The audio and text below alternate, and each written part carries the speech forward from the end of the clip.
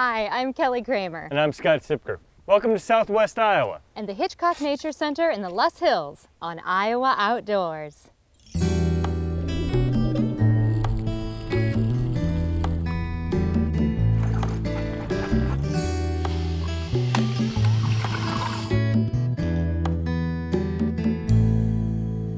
Coming up on this episode of Iowa Outdoors, we get out on the water with Iowa rowers and explore how this club sport is growing and how you can get involved. See why the Hitchcock Nature Center is the perfect place for adventurers to experience the Loess Hills. Walk through the process of collecting and banding hawks migrating along the Missouri River. And we try our hands at all the outdoor activities Iowa has to offer at the DNR's Iowa Outdoor Expo. We'll have all that and more. So sit tight. Iowa Outdoors is about to begin. Funding for Iowa Outdoors is provided by the Claude P. Small, Catherine Small Cousins, and William Carl Cousins Fund at the Lincoln Way Community Foundation in Clinton County to support nature programming on Iowa Public Television. Many of Iowa's natural wonders you'll find on IPTV can be found in Iowa Outdoors magazine, the Iowa DNR's premier resource for conservation, education, and recreation activities. Subscription information can be found online at iowadnr.gov. Iowa Communications Network, ICN's Broadband Matters campaign, advocates for access to high-speed broadband in all corners of Iowa for education, public safety, healthcare, government, and economic development. Information is available at broadbandmatters.com.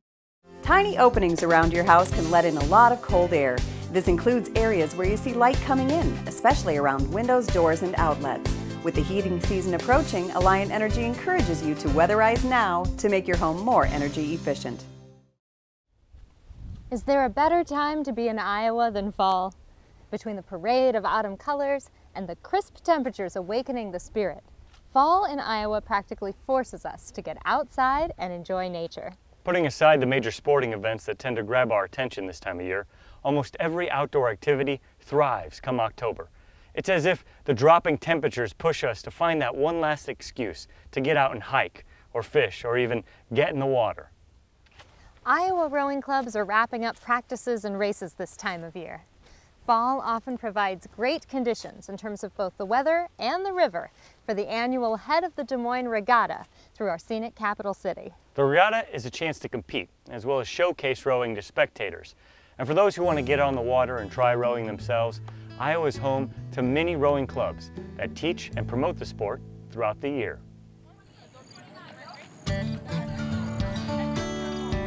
Every September, rowers from across Iowa and just about every neighboring state gather in Des Moines for the Head of the Des Moines Regatta. The regatta has been a staple for more than 30 years, although rowing races have happened regularly on the Des Moines River since the late 1800s. We're one of the longest running regattas in the Midwest and maybe even in the country. And we also have the longest course of any head races in the Midwest. The Head of the Des Moines is about 3 miles long, testing the physical and mental endurance of rowers. Aside from major flooding events, the Saylorville Dam usually keeps the Des Moines River at an ideal level and condition for rowing. We just have a beautiful river here in Des Moines, a nice curvy river, but not too curvy, and beautiful bridges to row under. They kind of compare it to the Head of the Charles, because that's another very curvy course. So a lot of the rivers that people race on are much straighter. Go! The parade of colorful boats, oars, and uniforms continues upstream for hours. Several clubs in Iowa participate, as well as collegiate programs from the University of Iowa and Drake. Most clubs and teams have unique colors or symbols on their oars to distinguish themselves. Sweep rowing is what you traditionally see at the Olympics with 8s and 4s. So you have a cox who's sort of bringing the crew all together and motivating them, and then you have people 1 through 8 or 1 through 4, and they each have a long oar. And so the goal is to be moving together as one. And then you have sculling, which is where you have 1 oar in each hand. It's a shorter oar, and you have singles, doubles, and quads. The Des Moines Rowing Club hosts the regatta. Its 200 members include novice rowers and experienced masters. Rowing is a great sport for people of all ages and all physical abilities. At age 60, I was looking for another mode of exercise, having had both hips replaced. So I looked at rowing and realized it was strength, power, speed, finesse, outdoors, sun, wind, water, competitive and recreational, and I like all of those. So I came to rowing. And once you get it down, it's a fairly low impact sport because it's the gliding motion of it. You're not jarring on your knees or your ankles, and you can adjust. So we have 2 adaptive rowers that don't even use their legs. And so that's kind of the beauty of it, is you can adjust it for your ability level. At the head of the Des Moines Regatta, the sport is on display to some spectators for the first time. Experienced rowers make it look easy. When you watch the boat, you just think it's all arms and body because the legs are below. But it's all legs, very little arms and body. And so that's what's really the hardest when you're teaching somebody new, is they don't realize that it's in the legs, especially the men's tend to do a lot more muscles with it, a lot more arms. The power is really from the legs and driven from the legs. So it's a great sport for women because no matter how strong the guy is, I can walk farther on my legs than he can walk on his hands. Many clubs, including the Des Moines Rowing Club, offer a Learn to Row program every year to help bring in people who are interested in the sport and to teach newcomers how to row. We'll accommodate whatever the interest du jour is. If I want to be more competitive, I can find a group of people who will do that. If I want to go bird watching, there's a group of people who will do that, who will stop the boat to watch the egrets go by or the eagles catch breakfast. The Hawkeye Community Rowing Program in Iowa City started with fewer than 10 members. Now there are more than 80, from middle schoolers to retirees.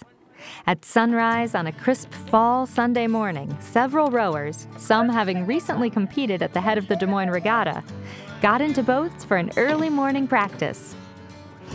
Right pressure. One more. Good, even. I started rowing with the program in June, and that was my first experience. I did a Learn to Row in May, so I've been doing it, 3-4 months now. I really like it. It's a great workout, a great camaraderie. It's a great team building sport. It's a lot different than I thought it was going to be, but it's good. Good, so no breaking of the wrist at the finish. You can look down at it. Coach Danelle Stipes knows it's all about technique. She's beloved by her rowers for her knowledge and supportive approach. Square those blades up, find the water. So my job, as I see it, is to blend all of those people. So whenever we're going out to practice, I'm picking one thing that I can just make everybody look the same and learn about the sport of rowing with. And then I pick out the groups of people, like our more competitive group, they'll work more on power and really executing a strong stroke. Our more recreational rowers or our newer rowers who are in that level, I work more on just the technique of the sport and just really enjoying what it feels like to get out and move the boat. It's just a lot of fun, and this is a great group. It's very low pressure. It's like if you want to race and you want to be very serious about it, you can, but if you don't want to, that's fine too, and I really like that. The 8-person boats are 60 feet long and weigh about 300 pounds. Everybody has to be in sync to move the boat along the water smoothly. It's good exercise. I mean, it's low impact. It's very good in that way, but there's also a really good group atmosphere. I mean, it's an individual. There's very much individual skills, but it's a very good team dynamic. My coach has said it's like the ultimate team sport because you've got your teammates there and you have to do exactly what the person in front of you is doing. You have to be like a well-oiled machine. And so I really like sort of the sense of camaraderie that comes from that. When we have a really good race, you know that it wasn't just you, it was everybody else around you. If you like being on the water, contact a rowing club in Des Moines, Iowa City, Waterloo, the Quad Cities, or Omaha, and give the sport a try. It's just a great way to start the day, rowing before work, the mist is rising off the river, the sun's coming up. It's a great feeling. I like those afternoon rows when it's just a beautiful Des Moines day. And it's addictive. On a day like today, particularly, it's addictive. It's great when the sun's coming up. It's getting a little cold, but I like that crisp fall feeling in the air. It's just nice to come here and spend time and just be able to relax and row. For many, fall signals the end of the outdoor adventure season. But for patrons of the Hitchcock Nature Center, autumn is without question the time to be outside. Set in the rolling hills of Pottawatomie County, Hitchcock offers 10 miles of trails, camping, and the perfect perch to soak in all the glorious colors that October has to offer. From backcountry campers to passionate birders, the Hitchcock Nature Center is a must for outdoors enthusiasts.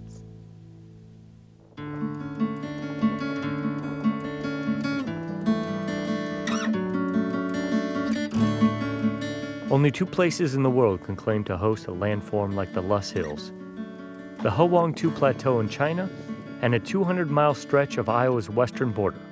And while there are many sites designed for visitors to venture out into the hills, none are as dedicated to fostering an understanding and appreciation of the area as the Hitchcock Nature Center in Pottawatomie County. We're guided by a mission. And the mission here at Hitchcock Nature Center encompasses 3 main things. One, we're in the middle of the Loess Hills, so part of our mission is to protect this landform and restore the biological communities that are here. The other 2 parts of our mission are to provide low-impact recreation so people can get out and enjoy this place. And then the third part is to teach people about what's special about this. So we have an environmental education program that they go into all the schools, they bring all the schools out to the parks for field trips. But they don't teach about the rainforest, they don't teach about the mountains, they teach about what's really cool right here in our backyard. In Iowa's backyard is the Loess Hills. To some, they may appear to look like ordinary hills, but underneath the prairie grass and trees lies an extremely delicate collection of dust and silt that took thousands of years to form. It happened during the ice ages. The glaciers ground up material that flowed down here in the river and then settled out in the river valley and then blew here from the Missouri River Valley and was deposited right on the edge of the floodplain. It piled up over thousands of years into huge drifts of dust, and it's very fragile and quite unique.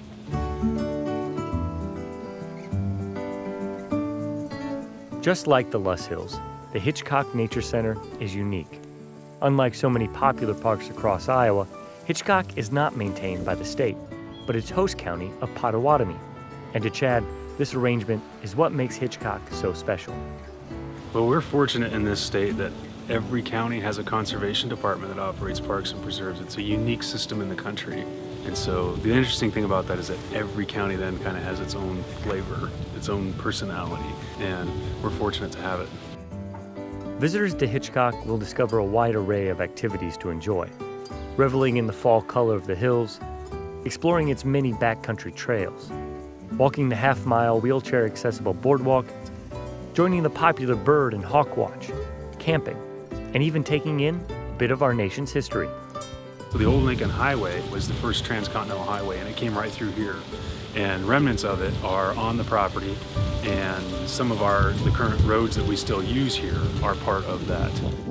As educational and adventurous as the Hitchcock Nature Center is, it offers far more than can be truly experienced in just one day. And that is what makes Chad so eager to share the gifts of Hitchcock and the Loess Hills. I think the most exciting thing for me is to help people recognize that these natural areas are amazingly complex, and they are a functioning system that defies our ability to comprehend. And it's just so much fun to try to comprehend. It brings the child out in you again, your curiosity, and there's a new discovery every day, and it's just an awful lot of fun.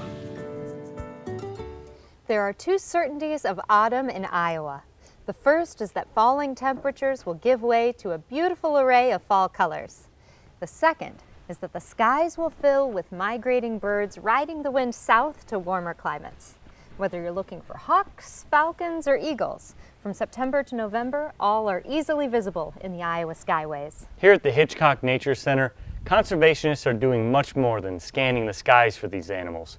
Working with the U.S. Geological Survey, Hitchcock researchers use this time of year to catalog all different types of migrating birds and tag them for easy identification. For raptor banders, the Loess Hills are the ideal Iowa location to lure migrating birds of prey and band them for further study. But even if you're in the right location and the weather's perfect, raptor banding is a lost cause if the birds don't cooperate. Migration should be really heavy, but today it isn't, so it's been a hard year all around. Since the Hitchcock Nature Center started its raptor banding operation in the mid-2000s, Jerry Toll has been a part of it. Formerly a member of the Nature Center's long-running Hawk Watch, Jerry estimates he's personally banded over 1,000 birds. Do something for over 20 years, you start to get a pretty good idea how things work. Well, all the rules, all the things that usually work are not working this year. In order to better understand and protect North America's bird population, raptor banders such as Jerry work with the U.S. Geological Survey to tag migrating birds for study. It's a process that requires enticing, collecting, tagging, charting, and ultimately releasing various hawks, falcons, owls, and other birds that fly by. For the Hitchcock Nature Center, that generally means a few specific species. Well, there's the big three, red-tailed hawks, Cooper's hawks, and sharpshins. At night we band saw-whet owls. That makes up the bulk of the birds that we band here. This is the first year, it's a hatch year bird, which means it's first year of life, and the way I can tell that. All the birds banded at the Hitchcock Nature Center are commonly referred to as raptors or birds of prey, meaning they normally feed on other animals and smaller birds. So the first part of the banding process is setting a lure, which in this case means pigeons and starlings. While these birds are in some danger, between the nets that surround them, the lure wiring attached to their feet, and the quick collection time of the raptors, the lure birds are by and large safe. Working in tandem with the Hitchcock Lodge watchtower, Jerry and his banding peers wait patiently for a bird to take the bait, and when one ultimately does, things get exciting in a hurry.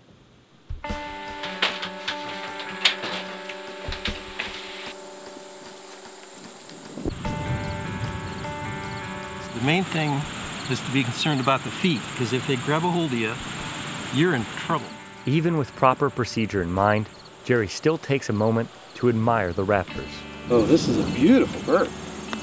This red-tailed hawk is the first successful capture of the day, and after resetting the lure, Jerry is ready to band and measure the young bird. So that's a red-tailed hawk, and this is a juvenile because the tail does not have that brick red color.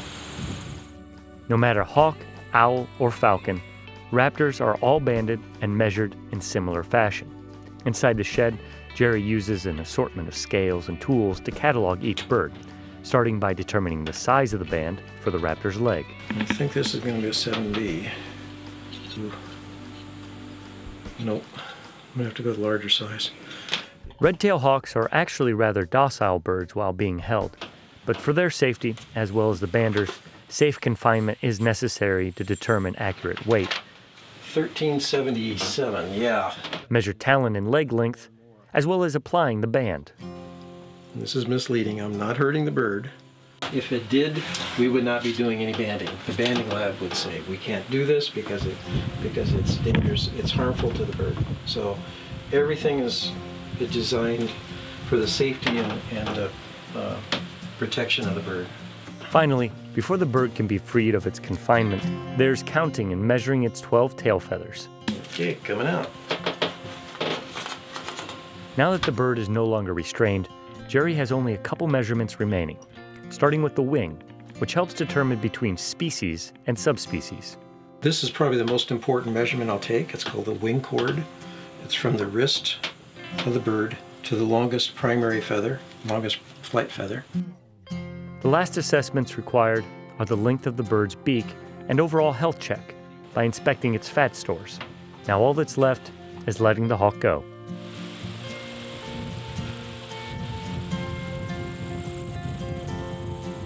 Jerry repeats this process over and over throughout the early fall, banding as many hawks, owls, and falcons as possible.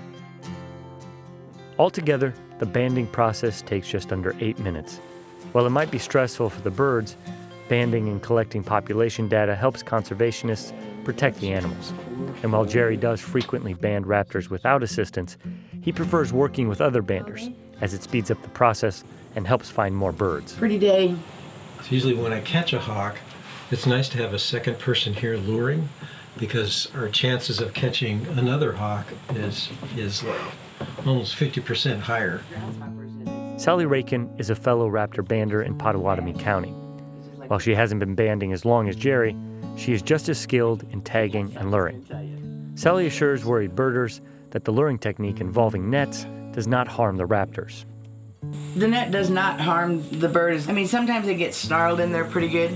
Sometimes it'll ruffle up their feathers, but I've never had the net actually harm a bird. The little sharpshins can get their head and one wing all the way through, but never had an injury in the mist nets.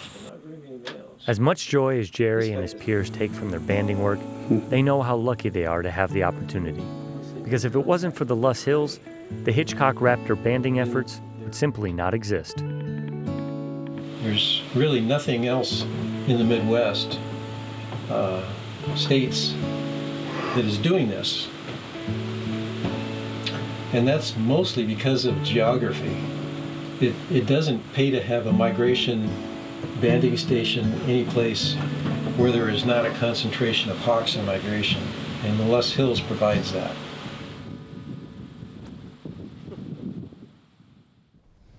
Children and the outdoors are made for each other. One has boundless energy, and the other offers endless opportunities to explore and experience the world. Sadly, in today's technologically enhanced world, heading outdoors is not the first impulse for most children. However, the Iowa DNR is here to correct this behavior and give kids a hands-on opportunity to experience everything the outdoors has to offer.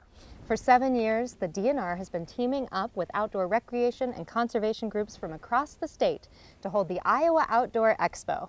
Held in Des Moines' Waterworks Park, there's no way a kid can walk away from the expo without an excitement for heading outside.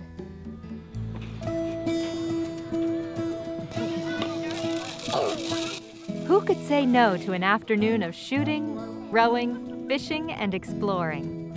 Now you got it. Nice job, bud. Well, apparently no one, as the DNR has proved. If you host a free, hands-on event like the Iowa Outdoor Expo, practically everyone and their grandma will want to check it out. It's everybody from your 2-year-old granddaughter to the 80-year-old grandmother. We get everyone and anyone, and it's wonderful. Some have been shooting and hunting all their life, and some are trying it for the first time. For 7 years, the DNR has been putting on the expo, exposing Iowans to virtually every activity that can be held out in nature. But it's not just the DNR that wants to show off the wonders of the outdoors. There's a whole slew of conservationists and outdoor recreationists working together to share their passion with others.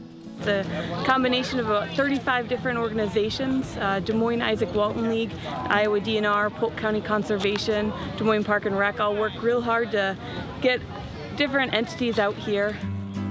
Iowans who see themselves as casual outdoor adventurers most likely recognize the DNR, county conservation boards, as well as community parks and rec offices as guides to outdoor recreation. But the Isaac Walton League is just as knowledgeable and inviting to nature enthusiasts. We're a bunch of hunters and fishermen. We love the outdoors. We protect the woods, the wildlife, the trees, and the water. Affectionately referred to as the Ikes, the Isaac Walton League is a nationwide organization that prides itself on educating others on the value of our natural resources and wildlife. So teaming up with the DNR to host the expo was a natural fit. Well, like the league, this is a family event, so we want anybody to come. It's our efforts to get the kids back outside. They spend a lot of time inside with their technology, which is important, but we're helping them look for balance. So we have things like building birdhouses, shooting events out here. We've got fishing events. So it's the whole family. It's learning that you can appreciate things and get outside to do that. Pull as hard as you can. More than a learning experience, the expo quickly converts attendees into full-fledged outdoor enthusiasts. For examples, look no further than kids. Addie is a Des Moines kid who wasn't looking forward to the expo. That is until she saw paddleboarding. After getting out on the water, she quickly learned how fun and easy it is. You just have to stand up on the board or kneel on your knees and paddle. Every year, kids like Addie fall in love with one activity or another, with many having a hard time picking their favorite. We did the archery. We shot some arrows at flying disc things. We went to the bird show and got some food. We did the minnow racing. Yeah. I didn't cooperate. And mine went really well. Really done the minnow racing. I never wanted to touch the minnows. Never. My favorite part of the Iowa Outdoors Expo is just seeing the smiles of people trying something for the first time. You know, someone that's heard about trap shooting, never actually tried holding a shotgun, and then they hit their first clay, or to pick up the bow for the first time and to actually hit that arrow right where they were aiming it. It's pretty amazing just to see the smiles out here. Of course, an afternoon shooting, rowing, and throwing is one thing, but the real sign of the expo's work is visitors enjoying the outdoors after the event has ended. That's where organizations such as the Ikes come in, ensuring nature will continue to be enjoyed for generations to come.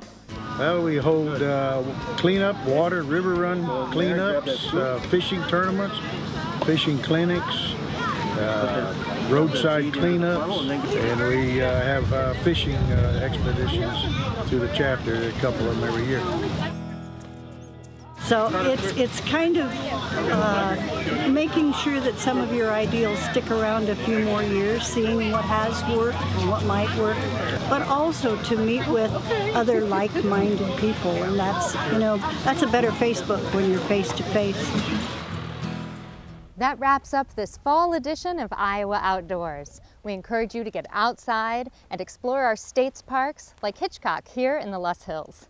If you're planning any autumn outdoor travel, check out our extensive video archives of adventures from across Iowa online at iptv.org/Iowa Outdoors. Our 5th season of Iowa Outdoors will continue with one more monthly installment in 2015 with stories from every corner of our state. We'll leave you now with some more autumn images in Iowa.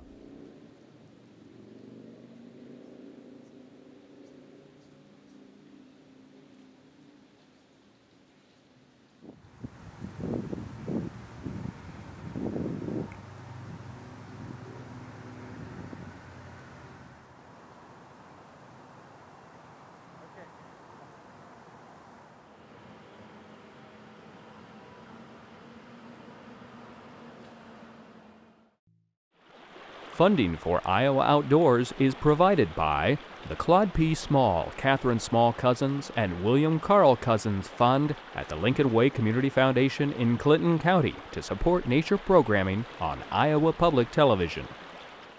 Many of Iowa's natural wonders you'll find on IPTV can be found in Iowa Outdoors magazine, the Iowa DNR's premier resource for conservation, education, and recreation activities. Subscription information can be found online at iowadnr.gov. Iowa Communications Network, ICN's Broadband Matters campaign, advocates for access to high-speed broadband in all corners of Iowa for education, public safety, healthcare, government, and economic development. Information is available at broadbandmatters.com. Tiny openings around your house can let in a lot of cold air. This includes areas where you see light coming in, especially around windows, doors, and outlets. With the heating season approaching, Alliant Energy encourages you to weatherize now to make your home more energy efficient.